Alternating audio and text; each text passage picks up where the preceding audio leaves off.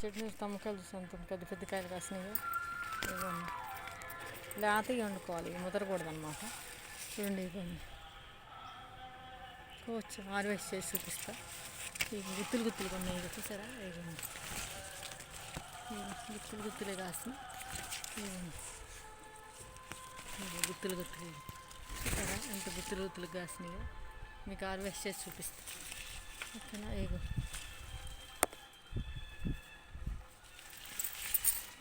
చూసారా ఎన్ని కాయలు కాసినాయో తమ్మకాయలు. ఇది చాలా మంచిదన్నమాట మనకి హెల్త్ పరంగా. విటమిన్స్ ఎక్కువ ఉంటాయి. డి విటమిన్ పుష్కలంగా ఉంటుంది. డి విటమిన్ లోపం ఉండాలి, తమ్మకాయ తింటే ఆరోగ్యం చాలా మంచిది.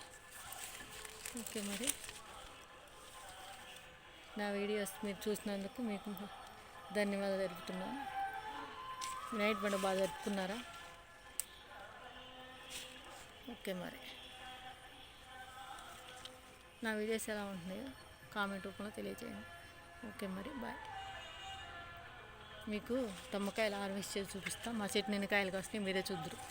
ఓకే, చూసారా ఎన్ని కాసినాయి మా చెట్టు తమ్మకాయలు. ఒక్క చెట్టుకి మేమేం ముందులేమన్నమాట, ఓన్లీ ఆర్గానిక్గా పండించుకుంటాము.